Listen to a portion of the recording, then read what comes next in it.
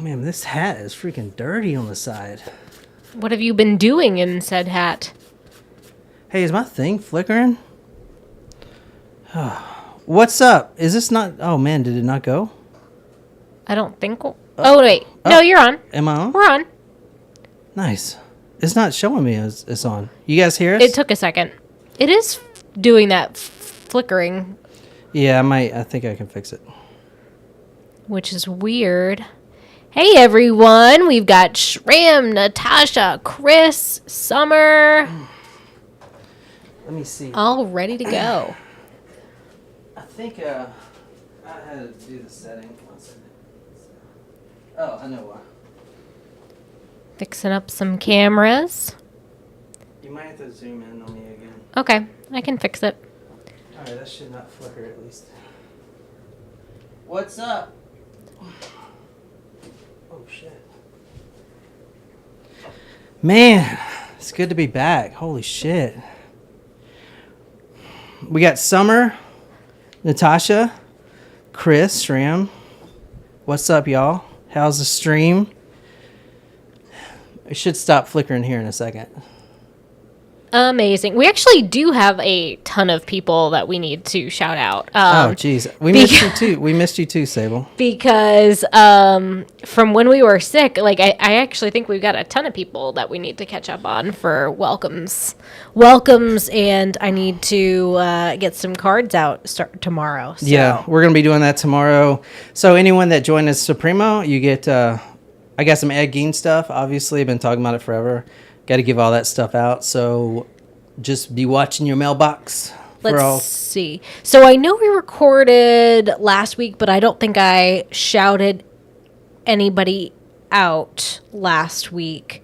So the time before that was the 22nd. We didn't record, right? Because we were all sick. Mm-hmm. So the 15th would have been the last time. All right, that we recorded. So let's get ready to shout out all of our newbies. There's quite a few. Are you ready? Yeah, hold on. And I'm not sure if I even remembered to look at this then. So I know we have... Hey, one second. Will you zoom in on me and like make it... Yeah. I'm way too small. I think you got to pull the camera down a little bit too. Sorry, I did an interview with a guy the other day, and I had to move this camera. So, no, zoom in first. Yeah, like that. And then, yeah, I guess it's good. Well, zoom in a little more, maybe. Be a big head. Yeah, I guess it's good. Thank you. So, I did an interview with a guy the other day. That's why I messed with the camera. But I think it's better now. So, and I haven't even looked up to see if anyone had submitted any trivia. So we're like all out of sorts. Jen should be on the way. She said she would be here by 3 and she would not be late. So y'all can give Jen some shit. We have not heard from her. So hopefully she's like about to walk in the door any minute. So I don't want to keep y'all waiting. So let's see here. Okay, so we'll get started and just, talk about some things. And shit, I fucked it up now. Why did you do that? Can you just move it? Oh this my way? God. Just move it this way, and zoom out just a hair. Yeah. Why did you screw this whole thing up? Yeah, that's better. Now zoom out just a little bit. Just a little bit. Zoom out. Yeah, that's good. All right. Because you look so big, and I look so small. All right. Can I shout some people out? Yeah, now? Go ahead. I won't mess with you. Okay. So let's see. We have Stephanie as a small taco, Amanda L, Taco Supremo, Gin Juiced, a small taco, Kyle, Taco Supremo, Austin, small taco, Ebeth Plus, small taco, Claudia, small taco, Otis, Taco Supremo, Selena, Taco Supremo, and Bree, Taco Supremo. Jesus, freak! That was like 7 or 8. I know. This is probably like three weeks worth of joiners. So I know, this is great. And Summer, I need to double check to make sure I have everything for your special request. I'm like 99% sure I do. Because hopefully, depending on if we're doing 2 parts or what have you for today, I have one ahead of you. And so we'll do a surprise shot, but hopefully we can get you in there. Yeah. Also, Bree, I got your message, and all you guys that sent it on Discord about whatever you guys want as far as prizes. I got all those. Like she said, we're going to do that tomorrow. But, man, it feels so good to be back. Summer, what's up? Still a little sick. I'm Not me, man. I feel better. You're 100%? I mean, you can hear it in my voice, can't you? Yeah. Yeah, I still sound nasally. But I think I'm at like 96%. All right. Like, I felt like total shit, and now I feel pretty good. Last night was the first night I did not need Afrin, like nose spray, to sleep. And I had been using it for over a week, and I know that that's not good for your nose, but I just couldn't. I was just so congested before falling asleep every night. I can't. I'm not a mouth breather. Mouth breather. I can't. Like on Stranger Things. I can't. If my nose is congested, I can't just like switch to opening my mouth to breathe. No. Can't sleep. Up. There she is. I'm not even going to say it. Y'all can say it if y'all want. What's up, Jen? There she is. Miss America. I'm so sorry. It's all good. Can you do her camera? Or I'll do it. Yeah, you know what to do. You have to apologize, everyone. I'm sorry, everyone. It's all good. Here, look at the camera. It involves really cool, looking really cool. Shram, is it a neti pot? Because I haven't done that. I did not do that, actually. Maybe I should have. Like, the squeezing and letting it go from one nostril to the other. Man, that's fucking gross. it's fun. It's fun. I've been nonstop since 7 o'clock this morning. In fairness, John did tell you. I know he did. Could do No, I'm not making an excuse. I'm not making an excuse. Tell us about your day. Well, I woke up. I ran enough dog food, so I had to wake up early and go to the grocery store so I could feed Murphy. And sorry, my foot is like literally burning from that brace. And then I went to the grocery store. I came back. I fed Murph. Then I went to basketball practice, and we were at practice. We were supposed to have a parent meeting, but we didn't have that. And then I went to Tara's house. Well, on my way to Tara's house, I had to pick things up for the party because her daughter turned 6. And we were having a birthday party, so happy birthday, Ellie. And then I left in what I thought was enough time, and traffic was like, nope. And now I'm here. And in much need I'm of a late. drink. Yeah. All right. So sorry. I'm sorry. No, we just got through welcoming all of our new Patreon members. There were a ton because we have not read any of these out for a while. So Oh, wow. How many? It was like 10. Yeah, it was a shit ton. Wow. Well, welcome. So everyone's going to keep me busy writing notes tomorrow. Yeah. And all that good stuff. Oh, man. All right. What is up, everyone? Welcome to the Talk More to Me podcast. My name is John. I'm sitting here with Jen and Nicole. We put out episodes all freaking week long. There's no excuse. And this week's going to be no different. However, this story right here is going to be a multiple parter. So if you're one of those people that like to wait for all the parts, you may not want to start it yet, even though they can stand alone. Every episode I'm going to put out can stand alone. But just to let you know. Also, check the link below in the description. I've been doing a blog lately. We're getting off the talkmore.com because I pay $100. I'm just going to be honest. I pay $100 a month for that fucking website for 100,000 visits, right? It's a lot of people come to visit that website. I know, but I keep getting emails from the freaking company It's like, we need to talk about your package. You need to up your package because this time you got like 246,000. And I'm just like, I just ignore it. But eventually they're going to fucking cut my website off.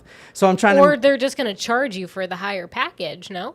No, I don't think so. So because It's like one of we're those- having like it's like over capacity essentially. Is It's that like what one of you're those saying? good faith things. Like when you hit a certain number, you got to up your package. But fuck, I ain't Because upping it's my like package. their servers are Yeah. they're spending more on the server for our website than they anticipate. Yeah.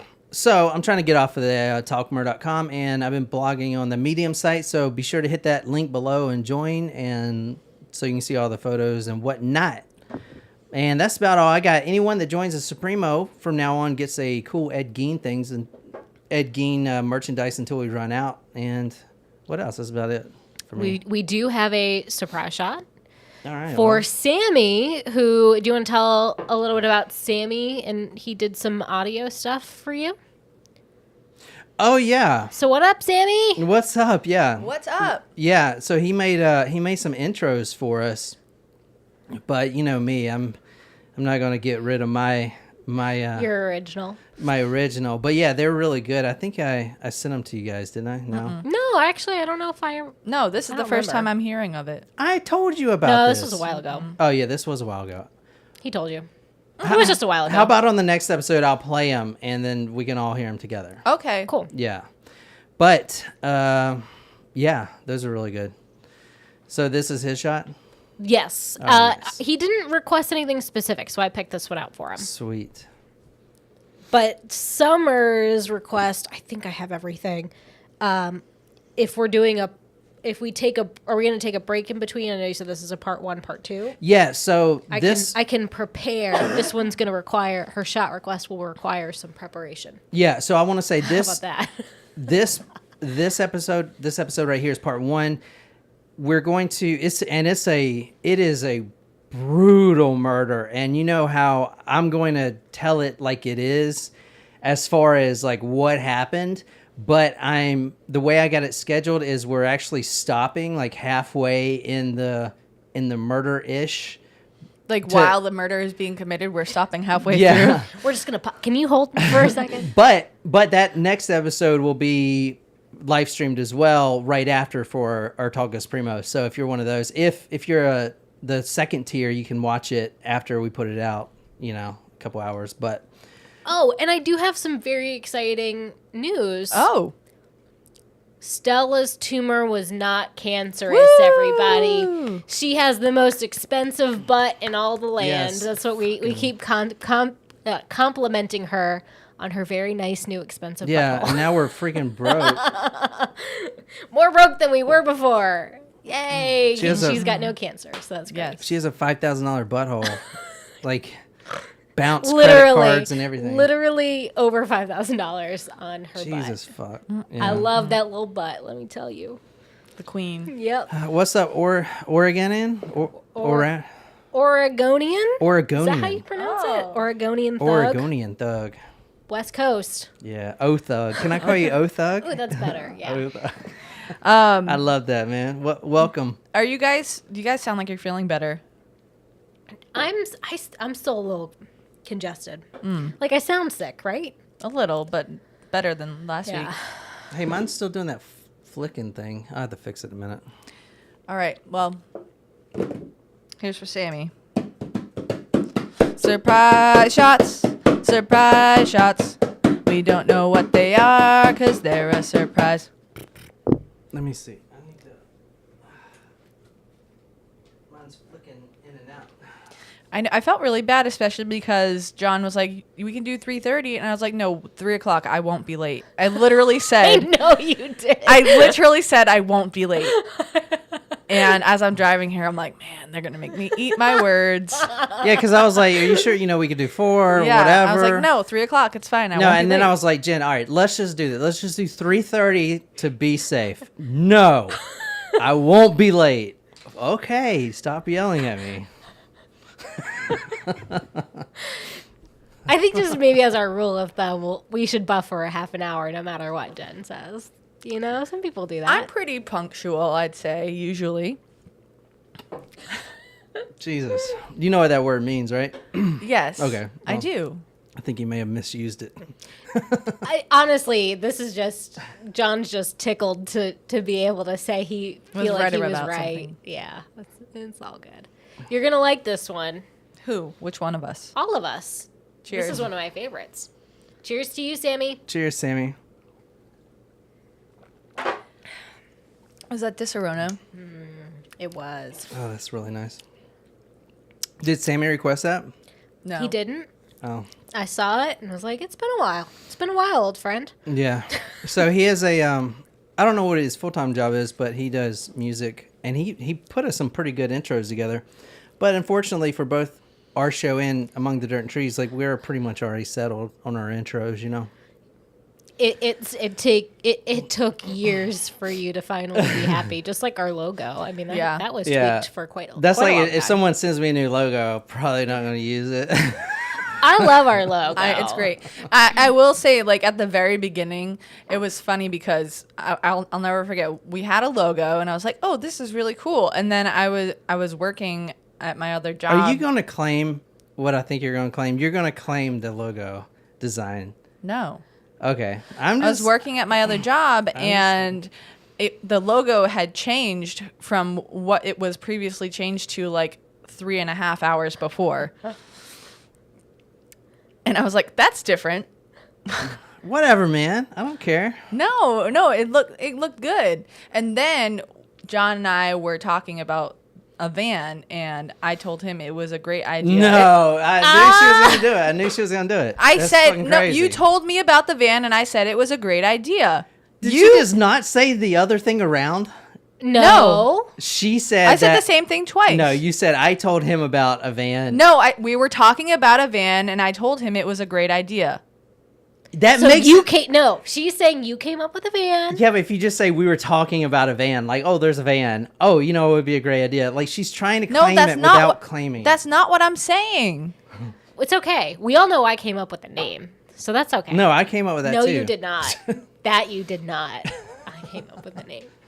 I came up with the surprise shots and the song. There you go. Like, that is solid gold right That's there. all I can take credit for, and that's okay with It's me. good. I came up with the time that we record, even though some people don't like to stick to it. Oh my gosh. You know, You're just gonna have to enjoy this one for quite a while. It's good. I mean, it took me 3 years to live down the watermelon thing. All right, So, I still don't remember that story. I'm getting off live chat. I got myself watermelon and didn't offer him Oh, watermelon. that's right, and it the was- watermelon story. I mean, I had to bargain for something else. Like, he won't bring up watermelon ever again if I whatever it was. Don't bring So up we- the Bullshit. ceiling. Yeah, I can bring. Yeah. So I'm getting off the live chat. Nicole is going to run it for us. So if you have any questions about the story or just want to say something cool or not cool, I'm just, also sorry. I know we haven't done trivia in a bit. Let's plan to pick it up again next week. So please submit your trivia questions so that we can continue to give you awesome points for prizes. I know with our COVID sickness, we're a little all out of sorts between that and, Stella's very expensive butt, things like that. Yeah, you guys are really dropping the ball on these. I'm sorry. It's been a week. It's been a week. All right, who wants to get started with this? Who has been here, or who knows what this is? That looks like a very expensive place. Is that like the Hollywood Hills? I don't know. What do you think? It looks like a hill. Hold on, let me move all this shit out the way. Cielo Drive means Sky Drive. How do I do this shit again? I can't remember. Oh, this one. All right. Now, how do I get the bookmarks off there? There we go. All right. Who has been here, or who knows where this is? I think I know. If you know what this is, if you know what this is, no, you don't. if you know this house, and you can type it in real quick, you can that'd be a point for you. The address is 10050 Cielo Drive, or Cielo, like CeeLo Green, I guess. Cielo. Cielo Drive. This is a very famous location, let's just say. Very famous location. Is this a very famous story? I mean, I don't know. You may have heard of it. Okay. But anyway, this is the home now. This isn't the home that we're going to. It is just the new built home on the same site. The actual home that we're going to be going in tonight, where I'm starting the story from, was torn down in 1993. So, but this house right here, 1005 Cielo Drive, the original, like I said, torn down in 1993. First built by Michelle Morgan, Michelle Morgan is a famous French actress who came to Hollywood in 1940. And now this iconic house was full of history from movie stars and magazine stories and all the stars that live there.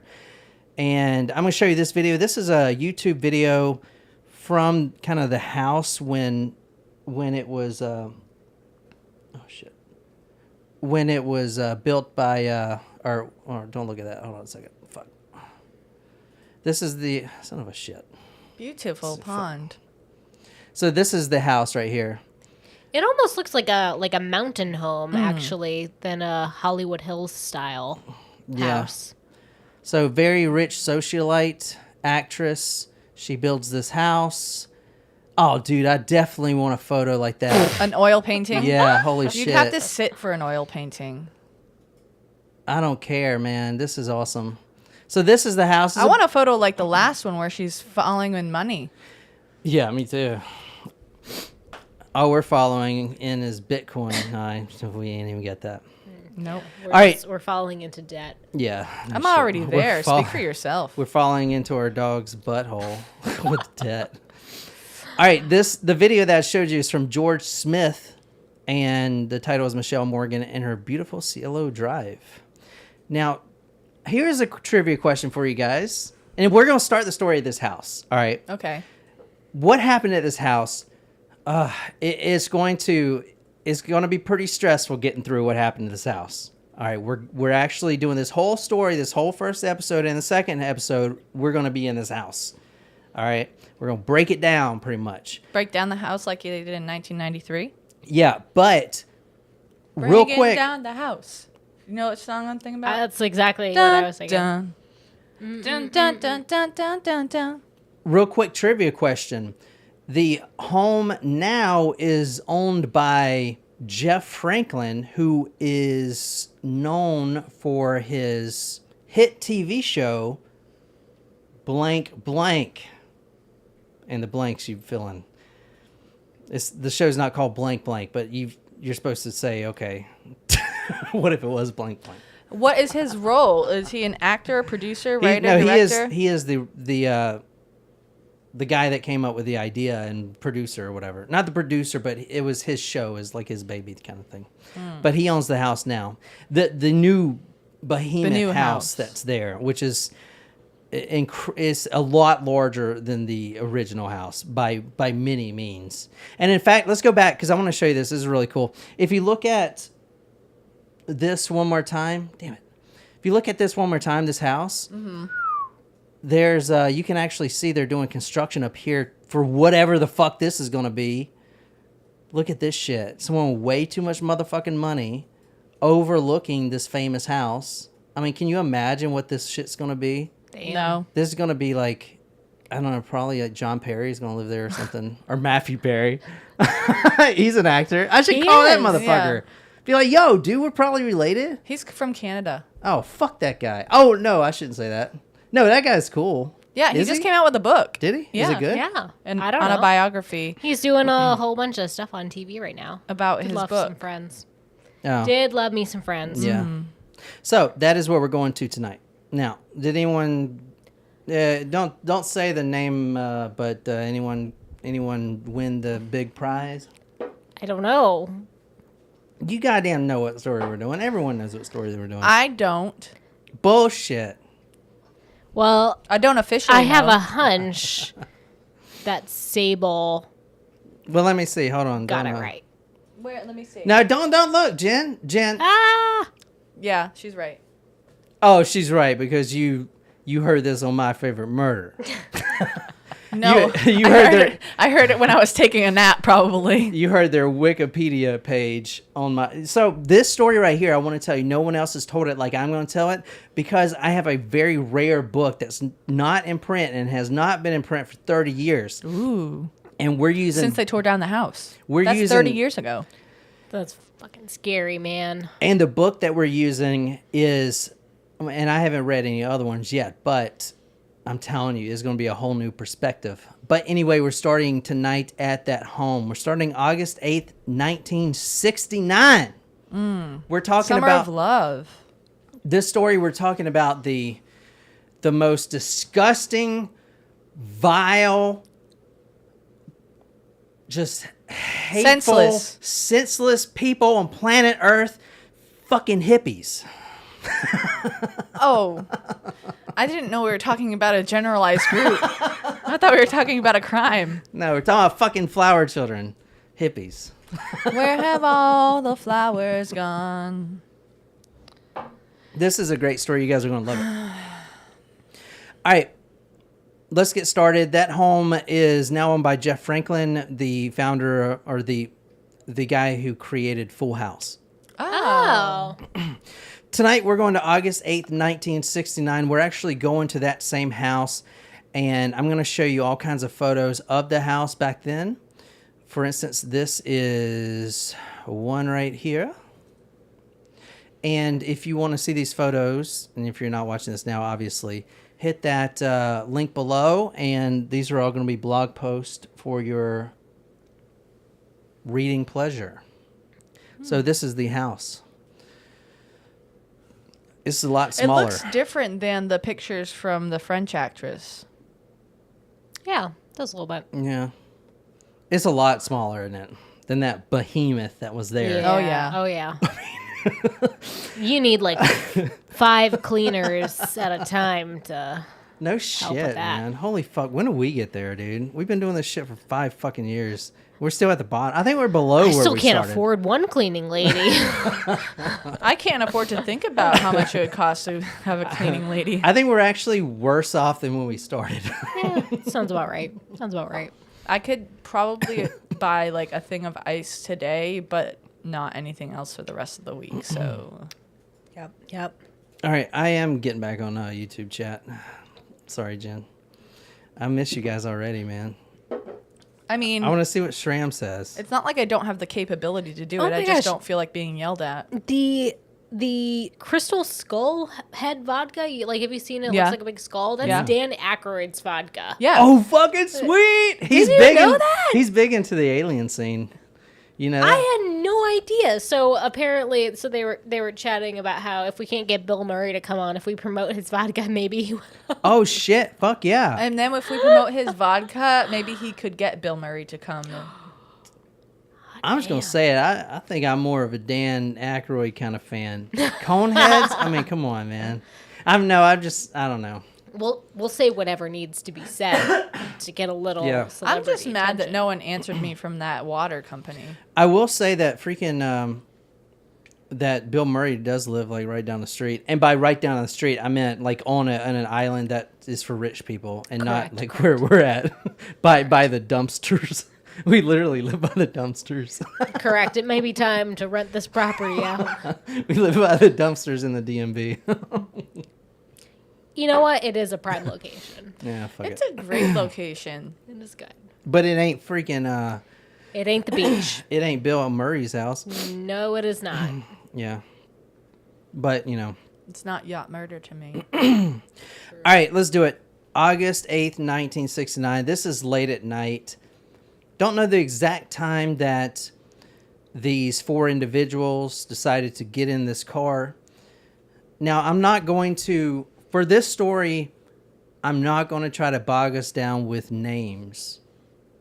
Names will pop up, obviously, but just know that there are 4 individuals that want to carry out a specific crime. Now, it's not that I don't want to reveal the names, but I think it's just easier if we just start knowing that 4 individuals, 1 male, and 3 females. And then as we get through the story, you'll start to see the names pop up. Also in the home as well, there are several people in the house.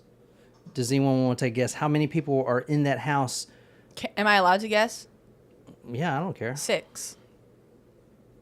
7, technically. You know what? I ain't got time for you. 12. All right. So you guys ready? Mm-hmm. All right. Go ahead, Jen. Tell it to us.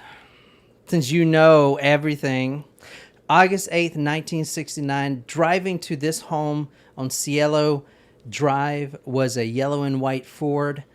This car had no back seat, just a floorboard in the back, and there were 4 people packed in it. I'll go ahead and give you the first names. Like I said, don't worry about the names. Just know that there's 3 females, 1 male in this car. Tex is the male. Susan, which is a female, which Nicole's going to be reading a lot of her testimony for this story. Also, Katie and Linda. 1 male, 3 females. They're all wearing dark clothing. They like to call them wearing dark clothing, their creepy crawler, their creepy crawling outfits. So this group, when they go do crimes, they wear these really dark clothes. And basically, it's just how you think about it. They can creep up to someone, like let's say if they're just going to steal someone's money out of their glove box. They can creep up in the middle of the night and no one's going to see them because they're dark clothes, and creepy crawly get the money. And get the money. That's why they call it creepy crawling. All right.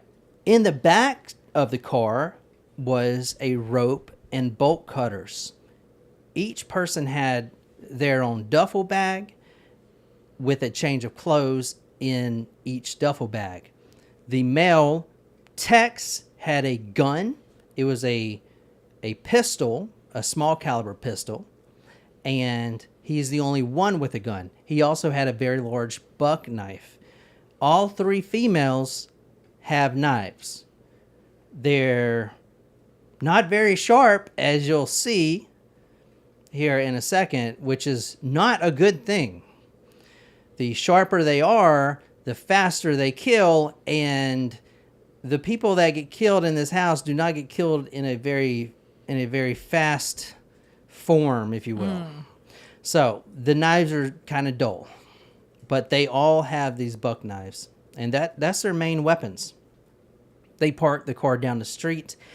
They go up and walk up to the gate, which was electric, and this is, like I said, a great photo, so you know exactly where we're at right here. So they park down the street where you can't see their car, and they walk past the cop. They say, "Hey, do you mind if I walk up here?" And I'm just kidding. He was like, yeah. They walk up this driveway a little bit. Well, actually, let me back up a second. Well, yeah, no, this is right. But before they get to this driveway, there's a fence. And it's not in this photo, so it kind of confused me. But before they get to the driveway, there is a fence. It's an electric gate where someone can press a button. And even though this is 1969, they still had that technology. You press a button and the gate opens. I mean, I know that sounds crazy. Wow. Shit. You know what I was thinking about the other day? I'm still not doing stairs yet because of my boot, and I don't want to like fall because I feel like that would happen. Yep. So at work, I went to use the elevator, and I was going down, and I was like, is this thing even moving? But then it jolted. And I was like... And then Jen got stuck in the elevator. I've been stuck in an elevator before. You know that. But, like, an elevator is essentially a steel box. So, like, if it were to fall, like, would someone... The chances of actually dying in an elevator accident, like, are they... All you gotta do is jump before it hits the ground. Isn't that what people say? You just jump up I right don't before it know. hits the ground. I mean, it depends. No, I feel like if it was going down, it wouldn't that... Yeah, you can't jump. You're pinned to the floor. I think it depends upon what the speed at which it's falling. Like free fall speed? That's what it is, free fall. Besides the friction of the cables and stuff. But there is friction there, obviously. But Yeah. basically free fall. I mean, and once it hits that certain terminal velocity, obviously. But people Yeah, I always don't say know. that, just jump, but you can't. You're pinned You're to the pinned ground. because yeah. yeah. The best thing to do if you're ever in an elevator, this is what you do. And this happened to me before, and I survived. So, take my word for it or not. I think it was like the 12th floor, and I got in, and the cable snapped. We were free falling down, and beside me was this elderly lady. So I basically just pushed her on the ground and laid on top of her, and she took the force, and I'm here. So she actually exploded. I don't even know how to begin to unpack what it was that you just said. Like, was any of that real? Like, were you ever? No, that wasn't fucking real. Were you ever in an elevator that was even stuck in your life before? I jumped on her like a trampoline, and she exploded, and I was fine. All right. There you go. All you guys are creepy crawlers, man. All right. So where did I stop? All right. They walk up to this front gate. Now it's pretty dark outside. I mean, you saw the house even today. It's up on a hill by itself, and yeah, people had their lights on or whatever. But the surrounding hills, the Hollywood Hills, are covering everyone's lights. You know what I'm saying? They do have lights on, but it's not like super bright. So they are really stealthy. They walk up the Cielo Drive, and they're kind of over to the side. They see the electric fence, and they know they can't jump over that. So they go around to the just the regular fence area. And Susan, one of the girl you're going to be reading from, she goes first. She was first to go over. She takes her duffel bag filled with clothes, throws it over. It's about 6 feet, and lands on the other side. She puts her knife in her mouth. She climbs over. At one point, she talks about she gets her pants stuck, her parachute pants, I guess. Her, like, MC Hammer pants? Yeah, her pants get stuck, so she has to Before that. wrestle with it. She goes over. The rest follow. Like I said, 1 male, 3 females. All right. How many males, Jen? 1 male. 2 males. Very good. All right. Wrong. May I ask? I'm going to ask a question. You might not be ready to answer it, but I'm going to ask it anyway. Were these people, the 3 women and 1 male, under the influence of anything other than Just love and flowers. like any substances? I'm not talking about. Free love. No. They weren't? No. Can I get her a beer? Sure. Jen, can I get you another beer? Yeah, Jen, you're the beer getter. I'm get, sorry. Oh, man. no. I lost my sitting privilege. I'll do it. No. My ankle. I'm just kidding. You guys know what this story is. This is one of those stories I can't even try to. You know, I Mask. don't know anything about this story, though. Like, I don't so- either. But this is a crazy. I mean, I do now. I'll take another White Claw, please. No, it's in the very top of the beer fridge, right in there, under the bar. What's up, Sydney? What up? Good call. It would have been bell-bottom pants. Duh. Bell bottom. What's the difference between that and parachute pants? Completely different. Parachute pants are like all wide. Bell bottoms are flared at the bottom. Oh. Like flare jeans. Those were also very popular in the 90s. Well, technically, if you guys need to know what they were wearing, obviously black clothing, but they were scrap clothing, basically whatever they could steal. Because Other people's spare they're clothing. dirty fucking hippies. This makes me hate hippies so bad. Now I have an excuse to hate Didn't used hippies. to fit me. Nice, girl. All right, they're all over the fence now, and they start walking up that driveway, and they get stunned they Stunned as in surprise, or stunned Yeah. as in like. Tzzz? So they're walking towards the front door, and all of a sudden they see headlights coming down the drive. Now, these headlights are from inside the residence, so they're actually, the car's got to stop, the gate's got to open. But they're at a point where it's deer in the headlights. They see these headlights too late. They're still climbing over the fence. They are seconds away from getting spotted. There's really nowhere to hide, even though they were all wearing dark clothing. Are they playing? Would they then play a game of freeze tag and just like be like? This car started down this private driveway, but it was too late. Tex, who said Tex Watson? Who said that? Martin. He said, once I heard Tex Watson, I knew it.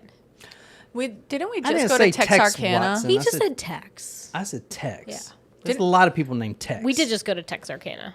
The baby case. That's right. Interesting that we're now talking about Tex. Tex again. is like that's like cool name. Yeah, Yeah. big Tex. Tex Watson walks over to the car, and the male is driving this car, doesn't know what to expect.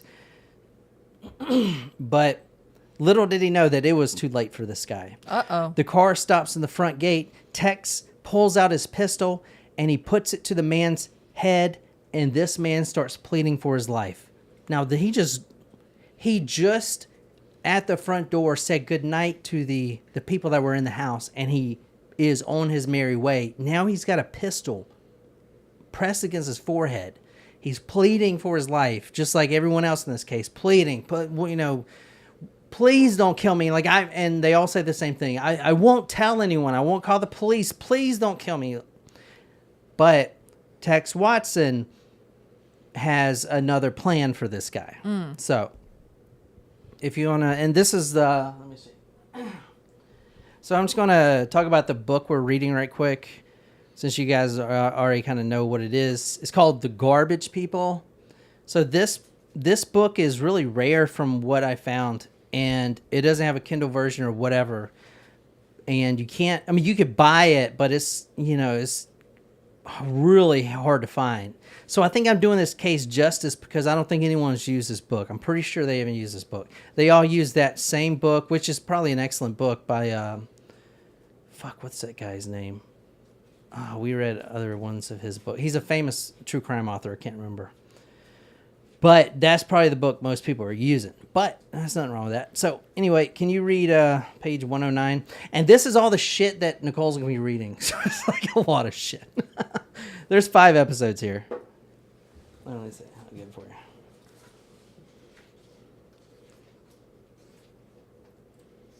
Here you go. 109. So this man in this car is pleading now for his life. This guy, Tex Watson, puts his firearm right up to this man's forehead, and this is from the book. You said 109? Mm-hmm. I marked it with a pencil. The man said something like, "Well, who are you and what are you doing here?" Tex said, "I'm the devil, and I'm here to do the devil's business. Where's your money?" If he's the devil and he's there to do the devil's business, wouldn't he just be doing his own business? Wait, are you sure you read the right page? I read that. No, read the first one. Susan also heard him say, "Please don't hurt me. I won't say anything." Then she said, "I heard a gunshot, and I heard another gunshot, and another one, and another one. 4 gunshots. Tex came back to us and told us to come on. I saw him go to the car. He reached inside, turned off the lights, and then proceeded to push the car where it stopped." So how many gunshots was that? 4. 4 gunshots. And this would be the first one deceased of the night. So you see him there. So that's his body. That's the first one. So this guy is here to mean business, right? Yep. All right. Now, the car is... Tex Watson turns the car off and is pushed over to the side, and then they start walking up this driveway. Sorry, I got to clear my throat. They walk along the side of the home. They walk past the garage. Tex is basically looking for a way in. There's a window that's pretty close to the front door, and he opens it. It's unlocked, and he crawls in. Now, as we'll talk about in the next episode, Tex, which isn't the main actor of this story, is a pretty large guy, pretty large male. You know, he has a, he played all types of sports in high school. He is a burly dude. His father is a sheriff. I mean, he's just a big dude. So this guy crawls in the house. He goes over to the front door, unlocks the front door, and now the other females can come in. At this point, you have the male. At this point, you have Tex, the one male, inside the house, plus 2 other females. You have Katie and Susan. The other female, making the third, is going to stay outside as a lookout. Her name is Linda.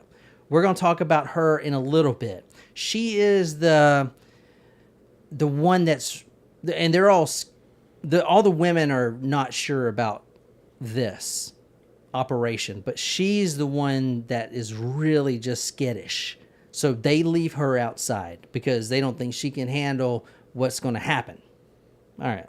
So everyone on the same page. Mm-hmm. They start walking up to in the dining room, and there's a couch. There was a man on the couch, and he was sleeping at one point, but he hears some rustling behind him. So he kind of stretches like that. He's on the couch, and he doesn't see any faces, but he stretches his arms, and he says, "What time is it?" That's what he says. Now, I think he's actually waiting for some of his friends to come by. Like I said earlier, this house is there's all kinds of celebrities that come in and out of this house all the time. So keep that in mind. If you're in this house and you see someone you don't know, it's probably just a celebrity or someone who is a family member or something. You definitely wouldn't think anything nefarious. Does that make sense? Mm. So a lot of people are in and out of here. Yeah. Immediately, Tex pulls his gun and points it at this man and says, quote, "Don't move or you're dead." And then this man says, well, who are you? And then can you read that 109 again about the devil? Sorry. The man said something like, "Well, who are you and what are you doing here?" Tex said, "I'm the devil and I'm here to do the devil's business. Where is your money?" Yeah. Which is like my go-to line, Where's your money? I'm the devil and I'm here to do the devil's business. Oh, that line. Again, like, where's the money? What the fuck? He says that when he's in line at the checkout. Where is the money? Where is my money? It's in Stella's butthole. Is this not for free? Wait, you want me to pay for this? Are people still watching this or not? All right. Yeah. Now, this man complies, and in the home, there's other people too, but they don't actually hear this man being confronted by Tex. Like, it's kind of quiet. It's like, "Give me your money," type of thing, Like, shut up, shut the fuck up. Do what you're told. Susan starts walking down the hall. She's going to case the joint. Who else is here? Because they don't really have the information. They don't know who the hell's in there. There could be 1,000 people in the house. They don't know. Do they know whose house it is, or they just showed up at the house? They do know who house it is. I believe the house owner at the time was a guy named Melcher. I can't remember his first name. It's like Tony or something. But they have been to the house before. They have conducted business there at one point. The person that actually is telling them to go do this operation has stayed in the house for a long time, stuff like that. And it's been in and out for quite a while. But, so, Susan walks down the hall. She looks to the right. The spare bedroom, or one of the bedrooms, is open. And there's a woman, a younger woman, very pretty. She is sitting down, and she has these glasses on, and she's reading a book. She may have a glass of wine, I'm not sure, but she's just reading a novel. Susan says the following, quote, "She looked at me and smiled, and I looked at her and smiled." So that can kind of tell you what's going on in Susan's head. In this story specifically, I want to map out what happens because it's very chaotic in the next few scenes. We're going to map out this whole story based on what the females are going through, what's in their mind, the actual assailants, the female assailants. Like what's it like to take a life, to stab someone? Like you're going to hear it from their actual testimony. If you guys want. Yeah, I do want. All right. I do. So she smiled back and then she turned away and kept reading her book. Did that just move by itself? All right. In the next room over, there was another bed. There was a man sitting up but facing away from Susan when she looked in, and he was talking. She kind of peeked over so she can see over his shoulder, and there was another lady. She was laying on the bed, and she had a very unusual position the way she was laying. Now, it took her a minute to figure out why she was laying like she was. Her hand was kind of on her belly. It's because this woman was pregnant. Very pregnant. This woman was 8 months pregnant. And when Susan first saw them, she would say the following: "Wow, they sure are beautiful people. The beautiful people, the beautiful people."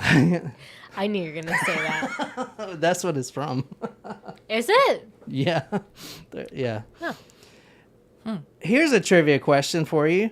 What band had recorded an entire album in this home? The Beach Boys. No? I mean, no, after the murders. I mean, I don't know, but that was a good definitive. Yeah. Okay, I mean after the murders. Point to Jen though, because No, that still no counts. point. No, she didn't get a point. I'll give you a point. I'll give you 2 points. Oh, 3:00. 1, 2, 3. You gonna tell? I don't have any guesses really. Oh. There's a movie about the girls on Netflix. She thinks Nickelback. Shrimps. I wish. Yeah. You're not gonna guess it. Y'all aren't. It would cool have enough. had to be before 1993. Y'all aren't before cool it was enough to torn even down, or listen. no? Was it before it was torn down? Y'all are not cool enough to listen to this type of music. Okay, so it was some like heavy metal band. All right. She was laying on her side. Was it Gore? Yes, it was Gore. Very good, Jen. She was laying on her side, and this woman was pregnant. She was very pregnant, 8 months pregnant. She was about to pop. Wow, they sure are beautiful people. If you want to read 110. Sable says the Beatles. Bree says Nirvana. No. It's like the band's name is something people would like to insert inside their penises. Wait. Inside their penises?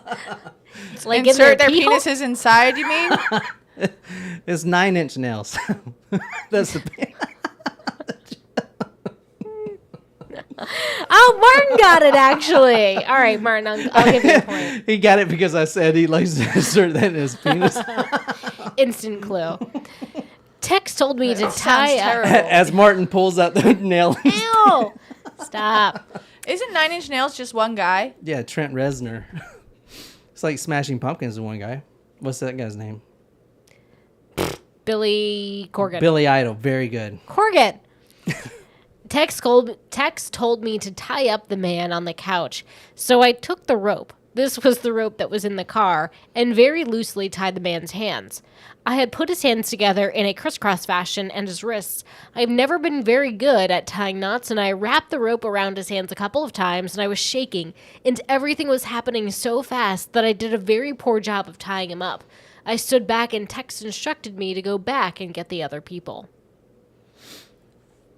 So Susan, who just read that, walks back to the woman's room who's reading the book. She pulls a knife up and she says, "Do what I say. Don't ask questions. Just do it." So she goes to the other room, and the pregnant lady and the man, they're already standing up, like, what's going on?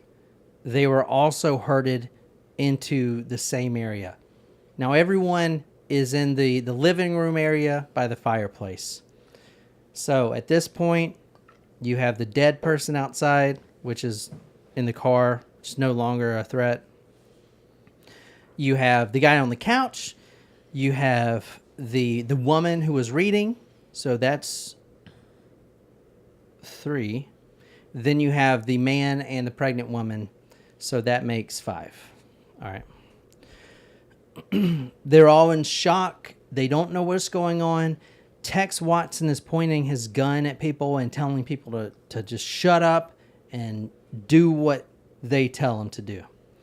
Now, I want to say this is a very chaotic scene because all they have is one pistol, and he's already fired most of his shots.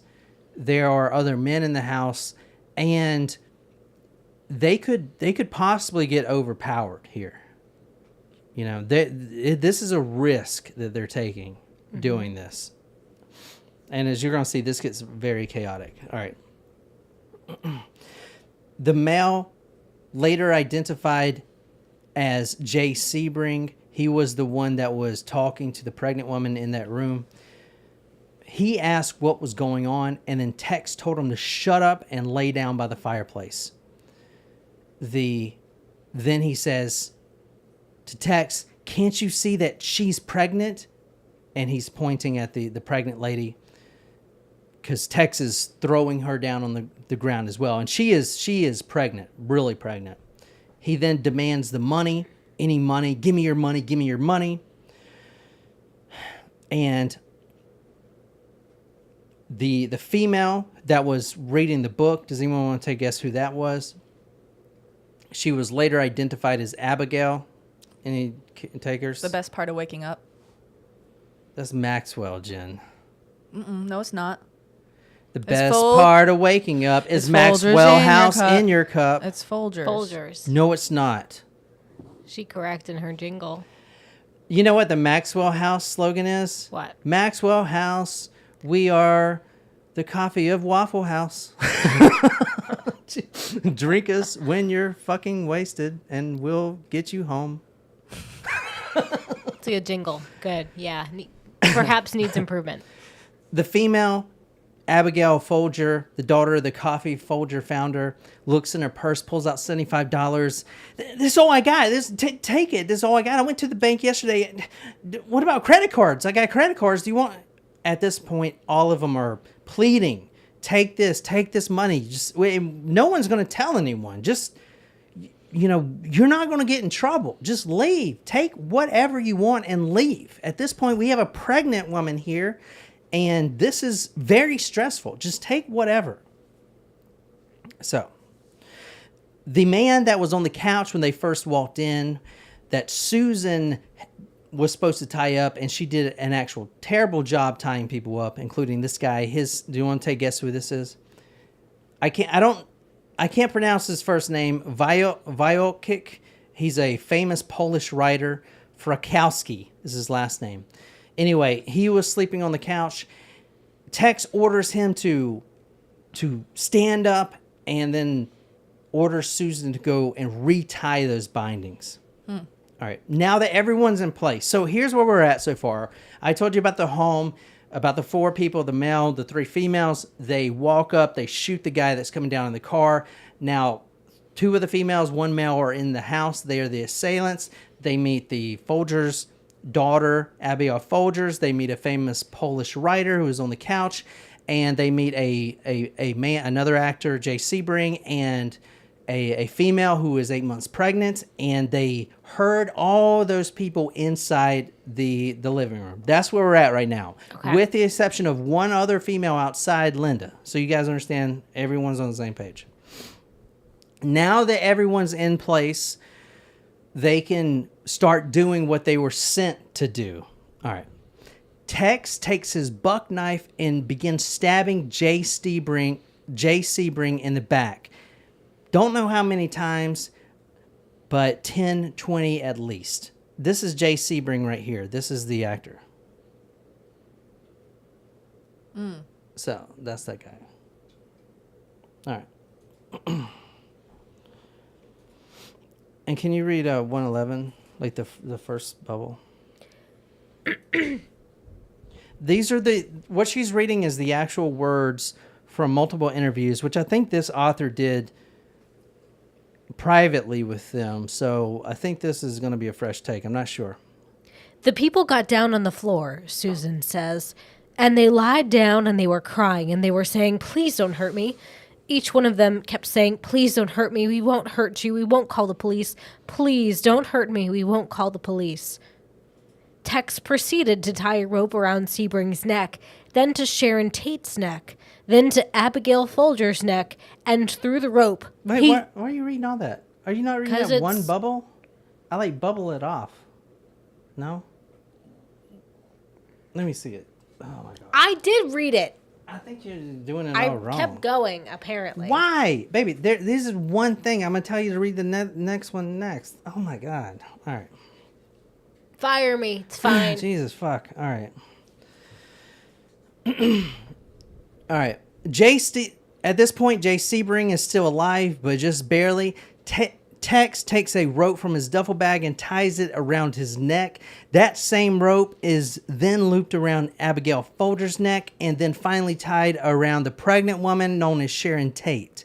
That is the famous actor that everyone knows the story by. So this is what you're looking at now is where the rope was tied. The rope was thrown over the banister there and tied around their necks. This was to make sure that when Tex pulls the rope, all three that were tied up would have to stand up because they were, it was tied over that banister, so they were forced to stand up. All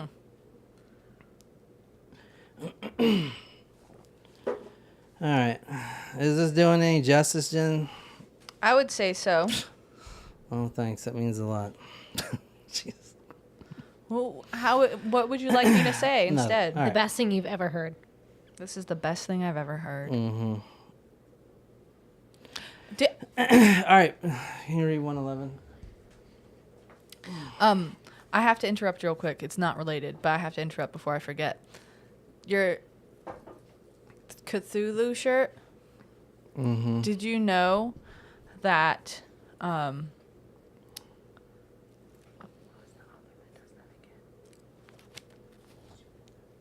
Did you know that H.P. Lovecraft is from Providence, Rhode Island? Do you know who that is? Or did you have to ask Nicole what his name was? Our mics may have picked that up still. I knew that's who it was. Hey, what's that guy's name that's so I can look smart? I just forgot his name, but I knew that fun fact, and I was. You only knew that Edgar Allan Poe had been in Charleston last week. Yeah. I know. I knew it since the night that I hurt my foot because I was hurt on the ghost tour. I can't help you. Yeah. I mean, It was good. It's good. I gosh. was watching We something. should go to Poe's later. don't fold that book like that. That shit's expensive, yo. Sorry. Oh, Stop. I've never been there. Don't crack that binding, please. I've like tried my best not to crack it. And you look at you like, Oh my God. Then you read no, it. you I'll read read it. it. Just don't crack the No, binding. No, he gonna get even more mad at you, Don't Jen. get your fingers off that. You need to treat me with respect. Put some respect on my name. Tex proceeded to tie a rope around Sebring's neck, and then to Sharon Tate's neck, then to Abigail Folger's neck, and through the rope. He threw it over a high beam, which he pulled, which made Sharon and Abigail stand up so that they wouldn't choke to death. And then, I forget who said it, but one of the victims said, "What are you going to do to us?" Tex said, "You are all going to die." And at that time, they began to plead for their lives. Fryowski and Sharon and Abigail Sebring was dying on the floor. So he says, you're all going to die. That right there is really important to the mindset that these people are in. To say that automatically brings everything up to a new level of chaos. Now they know they're going to die, so they're going to do everything they can to escape. But the reason and we'll get to this later, but how he said it, you're going to die. It was so matter of fact, like, yeah, of course you're going to die. Like that's what we're here for. You know what I'm saying? We are here for murder, just like on this podcast. Yes. So Fadowski, he is the Polish writer.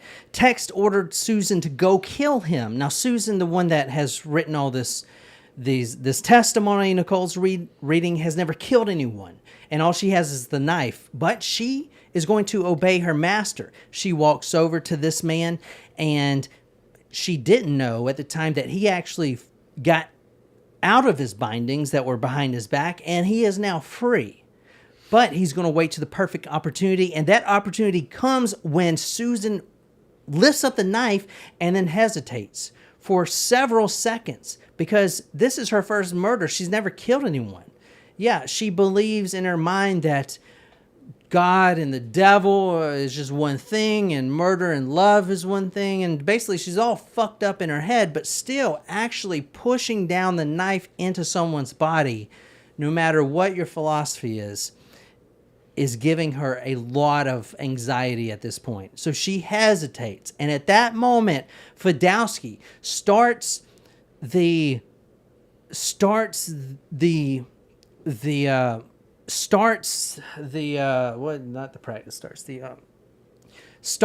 events moving, starts the ball moving with actually fighting back.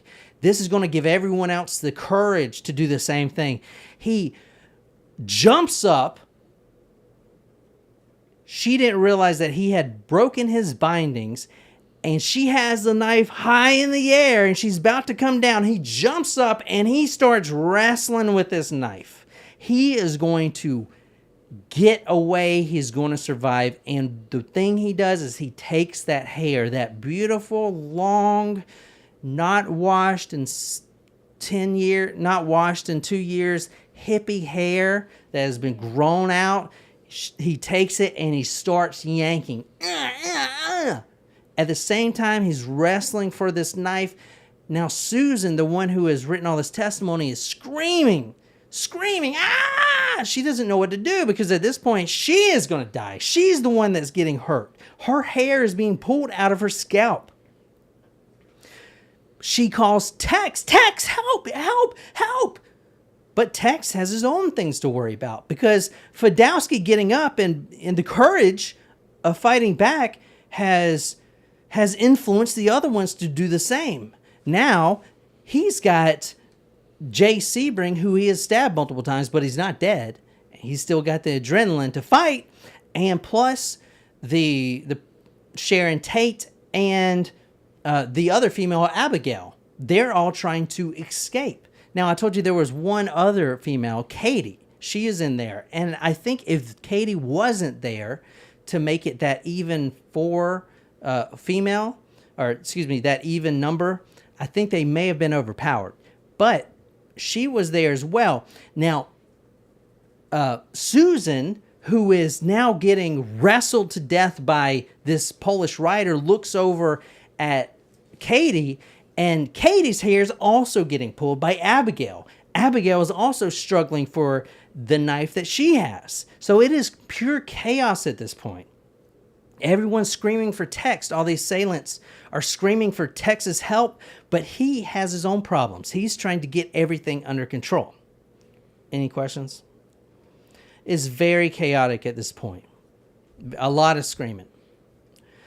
Fadowski grabs Susan by the waist. He's behind her. He's got her in this bear hug. She still has a knife somehow, and she just closes her eyes, and she's shaking her head, and she just starts swinging the knife behind her, barely missing her own thighs. Left, right, just behind her. Whoever's behind her, she's going to make damn sure that she hits. And she remembers hitting at least 4 to 5 times something. And she knew that she was nowhere near the wall or anything, and there was someone behind her, so she knew that she had hit somebody with this knife, which was Fadowski.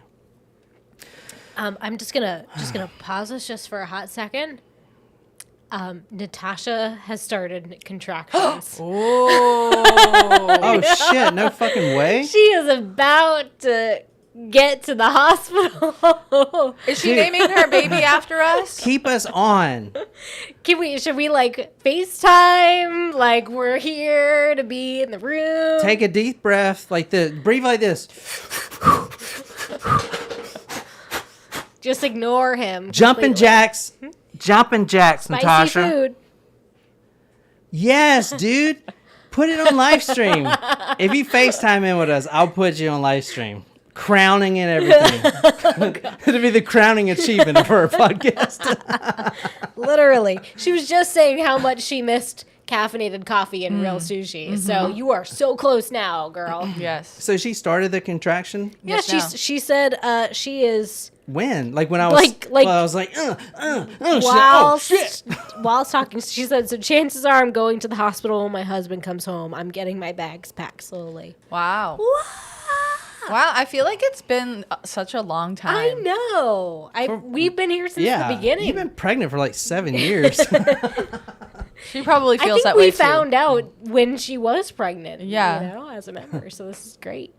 Or she had just gotten pregnant when she joined or something. So this is super. She got pregnant while listening to our podcast episode. My gosh, we're gonna be like, you know, the happy people that usually wait in the room. Like, should we go get celebratory cigars for Natasha and Yeah, and for the baby, like a little, obviously, a little candy cigar. That's so great, man. Oh my god. I mean, if you want to name the baby Taco, Jennifer, or it'll be our first actual baby taco. yay! No, we have other supporters who have kids. Yeah, I know, but this would be like, yeah, right. Well, I don't think we have ever had someone start having their contractions while listening to us on the live stream before. Yeah. That is definitely a first. Jen has had like really bad gas, but not contractions, I guess. I mean, sometimes it feels, you know. Should I keep going? I guess? Yeah, of course. I just had to say it. No, that's awesome. Holy shit. Let me see. Where was that? Where did I last say? Let me see. Would you hate me if I had to go pee?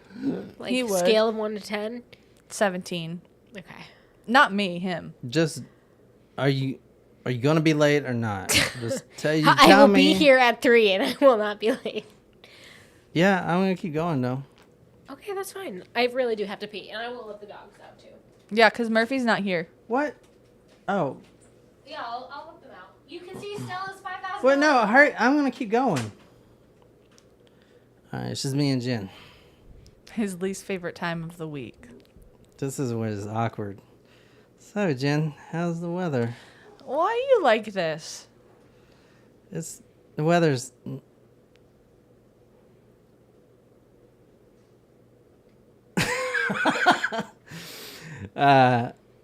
Natasha, that's awesome, man. I'm so happy. How long does it take to have a baby? It depends. Are you going on to be the back baby. for the next episode? Probably not. Unless she has a baby at home. All right. At this point, Fadowski has her by the waist, and Susan, is just, her eyes are closed. Her head is shaking. Hi, Stella. Oh, no, I got Stella kisses on camera. Baby, get them out. Oh. Look at her. Look at her. Get them fancy out. This is the little- public Hi, episode. baby. Get them out. Out. Go, Stella. I can't really say no to you. Go, get her out. Go, Stella, go. Good girl. Look at that butt. Looks so much better than it did last week. She So- gave me kisses on camera. Fadowski gets hit 4 or 5 times, and then he runs to the front door. Quote, screaming bloody baby. All right. Put the thing on the door, please.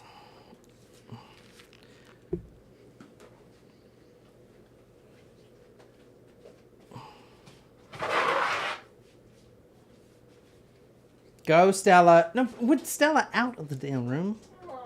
Jesus Christ. I feel like if anyone, she deserves Like fucking amateur hour here. I'm sorry. I told you I was going to let them out.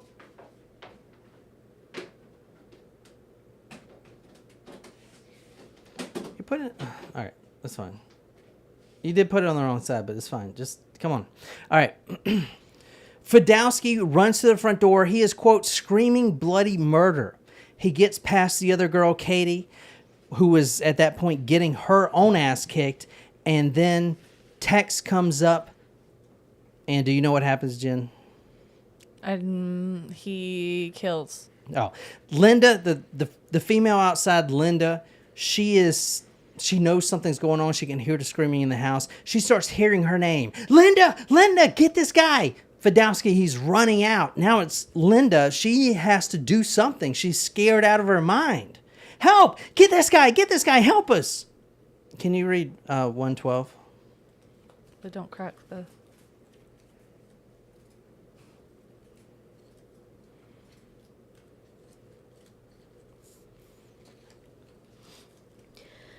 During it all, Linda heard a man scream, then just screams. I don't have any words to describe how a scream is. I never heard it before. It was unbelievably, terribly horrible. That's the scream of someone getting stabbed multiple times. And then,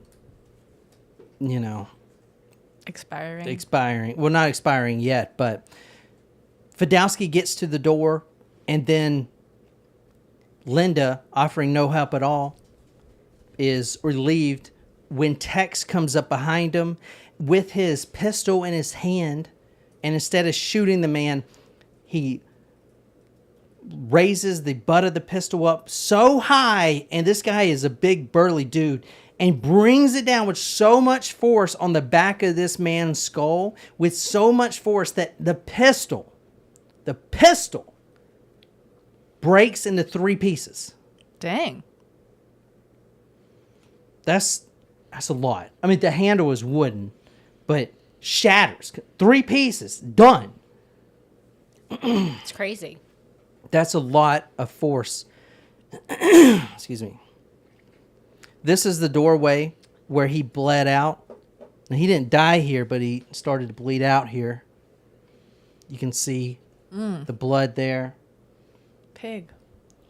And you can see more of the blood here. It's a lot of blood right there. Yeah. All right. As soon as he gets to the doorway, Tex clobbers him with that hammer. Now, Fadowski, he collapses in the bushes. This is his body. He eventually dies in the bushes. This is his body in the bushes right here. That's him. Look how bloody he is. Just completely bloody. Look, he's got his fist balled up. Doesn't believe it. Just happened so fast. But he suffered a lot of stab wounds. How many? You can count them yourself. Oh. Whoa. That's how many stab wounds he has. 1, Holy 2. bejesus. And this is just the left side of his body. 1, 2, 3, 4, 5, 6, 7, 8, 9, 10, 11, 12, 13, 14, 15, 16, 17. All over the place. A ton. Wow. Stabbed with a dull hunter's knife. So much that it wouldn't even kill him. But he was just stabbed. So, I mean, that's intense pain right there. Linda, who sees Fadowski as he's running out, before he runs and dies right there on the front lawn. Linda, the girl outside, all freaking out. Oh, shadow. Quote, we looked into each other's eyes. And then Linda said, oh, God, I'm so sorry. And then he dies. That's the last words he's heard. Susan then sees Katie struggling with Abigail Folgers. Tex runs over to help, and this is what she says. 113 for my trusted assistant. Susan says, Tex went over to help Katie, and I saw Katie be released from Abigail's grip. And I saw Tex stab Abigail, and just before he stabbed her, maybe an instant before he stabbed her, she looked at him and let her arms go, and looked at all of us and said, I give up. Take me. That is, when I read that, I just stopped. She knows that that's it for her. She says, I give up. Take me. Damn. That's rough. That's really rough. But luckily she's a fighter and she was determined not to die right there in the home. This is from Susan, quote, Tex stabbed her again and again, and she gripped the middle section of her body and fell to the floor. But she was still not dead. She was a real fighter. She started crawling to the back door, and then Susan sees her at the back door. She gets up. Abigail gets up. She's got the second wind, and she just starts running, screaming for her life. Now, they're up in the Hollywood Hills. You saw the estate. Yeah. You got to scream pretty effing hard to be heard. That's a lot of land. You're on top of the hill screaming over everyone else's houses. You know, no one heard a fudging thing. Wow. She's still not dead.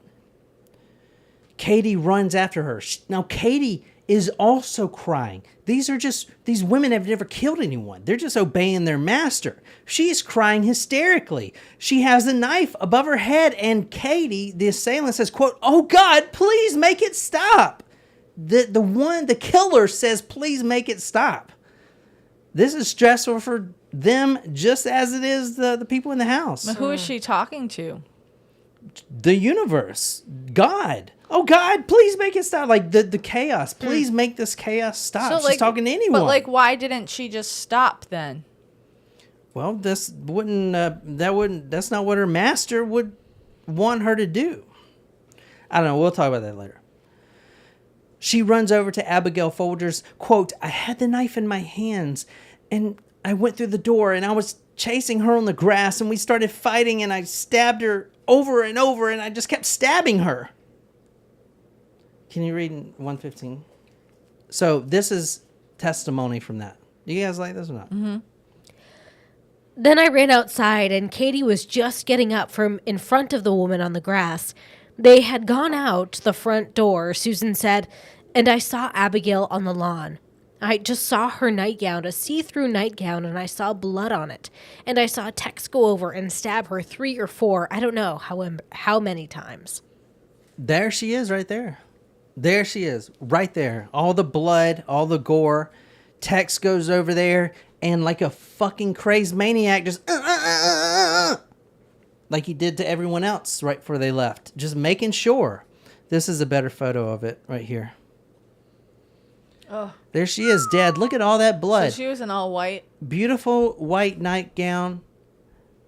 Now, this is the one that no one talks to, and yeah, she's from a wealthy family, obviously, Abigail Folgers, but she is often forgotten in this story, and I don't know, maybe we'll talk a little bit about her and her inspirations and stuff next time, but this is her right here, before and after, her face. Look at that cut. That's deep. And she's dead there, but wow. That is what I'm trying to say is the rage from this, and this story is obviously really fucking crazy, but the rage here is unreal. Like, this was a statement. Like, they were going to make a statement at this for this, and finally this is Abigail's body. This is the stab wounds from her body. Oh. I can't help but notice they're like both hers and the other victim whose picture we saw. They're kind of look circular in nature, as opposed to, like, I would expect kind of stab wounds to just be like. No, because when you stab, like, the person's moving around too, so it kind of like wiggles. You know what I'm saying? You stab someone and you're kind of moving around. It's not just. Because those are wounds. Yeah. Wiggle okay, that wounds. makes more sense now. That's why they're all uneven. Plus, the knife was pretty dull. I mean, a lot of those don't even look like they're really getting in there. So at this point, this is where I want to stop this episode. obviously Sharon Tate is the next one to die, and Jay Sebring as well. He dies too. But the next part's going to be on Sharon Tate's death. But I want to stop it here because, number one, it's going on over an hour. And number two, I think it's good to take a break and kind of like, because there's a lot of chaos, a lot of killing at this point. So we'll be back with the second episode. I need a little bit to prepare for Summer's shot request. Okie dokie. All right. So for you guys on here, we are going to live stream the second episode. What time? I need 15 minutes. Not a ton of time. All right. What time is it? 4:30. 4:45. You want to be back? All right. So at 4:45, we'll be back. Now, this episode, the next episode, guys, is for supporters only. So Supremos. This is one of the perks of being a Supremo, a supporter for us. If you can't, if you're not a supporter, it's completely fine. That episode will be out Wednesday, and this episode will be out Monday. The next one will be out Wednesday, and then obviously I'm just gonna. You guys know this is the Charlie Manson episode. I mean, everyone knows that. So this will be 4 or 5 episodes, because this episode and the next one we're not even mentioning Charlie Manson, but yet he's the one that I did this story on. He's the one. So this case is probably the most craziest, one of the most craziest cases I've ever seen. Someone to have so much power and control over this family to they'll just go like they're programmed. One of the quotes in there of many that we're going to be going over talks about Manson, how he controlled people. It's like he installed this little computer in their head, and Manson was just moving the controls. They would do anything for him. They would kill for him. They would die for him. They would literally do anything he said. And it got to the point where he didn't have to say it. They just knew they were a family. And when you were in a family, you just know what the father, which he was, what the father wants.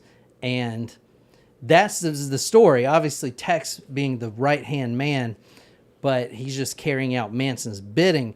Manson actually never killed anybody, as you guys probably know, but he I mean, honestly, after reading this story, I mean, dude, definitely deserved to be locked up, obviously. But that's gonna be a couple more episodes, but we're gonna get into it. It's crazy, and there's more murders too. There's not just the Sharon Tate murders. Every episode, I'm gonna do a different murder. This obviously is just the big ones. But there are other ones too. So we're going to get all of them out the way, and then we're going to go through his background, and I got it mapped out pretty good for you guys. But this is just about the Sharon Tate house, stuff like that. But the next episode will be out 45 minutes from now. No, 15 minutes. We're going to do 15 minutes from now, so 3:45 or 4:45. 4:45, we'll be back on live stream. If you want to support us, patreon.com/talkmurder. If not, don't worry. Like I said, this will be out on Wednesday in the morning. Just subscribe to any channel. And that's all I got. I hope you guys really enjoyed this. I hope I'm doing it justice. It's a really large story to cover, so I really hope I'm doing it okay for you guys. But until next time, my name is John. I'm sitting here with Jen and Nicole. Good night, you lovely, lovely people.